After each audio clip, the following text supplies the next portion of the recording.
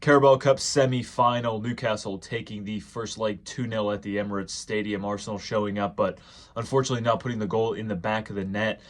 The scoreline doesn't really reflect, I think, the performance overall.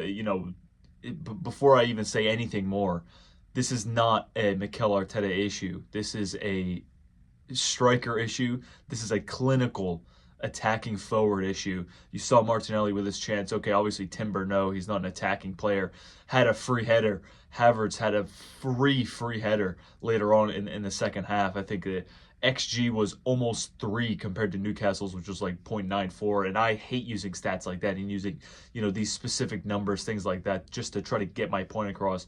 However, the point remains that Mikel Arteta put that team out there fully capable of scoring 4 goals at least last night.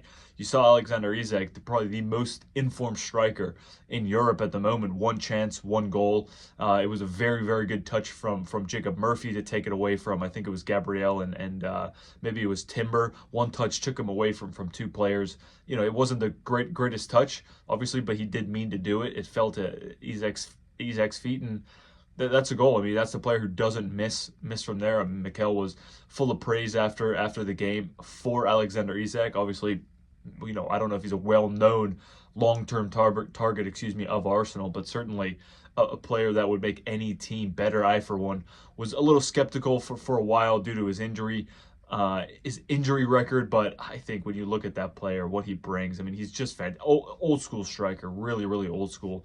I'm not the only one who said that he reminds me of Thierry Henry. I've seen that comparison a lot. Obviously, just a comparison on his own. It's very flattering. He's a very, very good player. But enough about the players we don't have. The players we do have, didn't show up last night. I think the worst. The biggest culprit of all was Martinelli. He's through on a one-on-one. Yes, he's got the pressure of a defender next to him. I mean, he really smashed and made very good contact with the ball, and he just rattles it off the post. And it just, we go on to concede from there, and we were the team that was ahead. I think at the start of the game, Newcastle were pressing very, very well, putting pressure on Arsenal. And then there was about 15, 20 minutes where Arsenal were just dominating. And I think at one point during the second half, we had something like 75% possession, and we didn't have a shot on goal. So, it tells you everything. So, again, harboring back to this being a Mikel Arteta issue, it's just not true at all. Now, perhaps you may look at the fact that we didn't sign a striker in January or a wide player, in the summer, a wide player in the summer. I mean, perhaps you put that on Mikel and, his sort of obsession with maybe trying to reinvent this forward position, that 9 position. But, dude, I mean, look at Havertz. Havertz is on track to score 20 goals this season. He's already got, I can't remember. But, again, and here comes the excuses part of the video, right? He's coming off an illness. Odegaard coming off an illness. Martinelli coming off an illness. I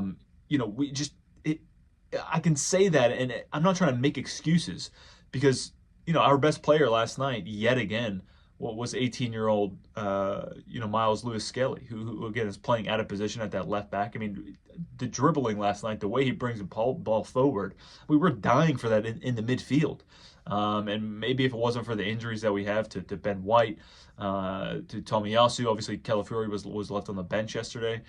Maybe we could use him in the midfield, but I suppose we'll see a little bit of him more in towards the end of the season. So look, that's it for me. Look, there's a second leg to go. It's 2-0, yes.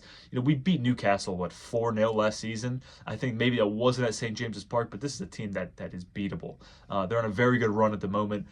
Arsenal were on a very good run also before the Brighton game at the weekend. So look, there's time. There's time to win. To get a trophy still this season. We're in every competition. Yes, it's not a good result. In fact, it's a terrible result. Could have been far worse, but it should have been better. We had the opportunities to score, and those players didn't capitalize. So, guys, that's it for me. Thank you very much for watching. If you made it this far, I do really, really appreciate it, and I'll see you when I see you.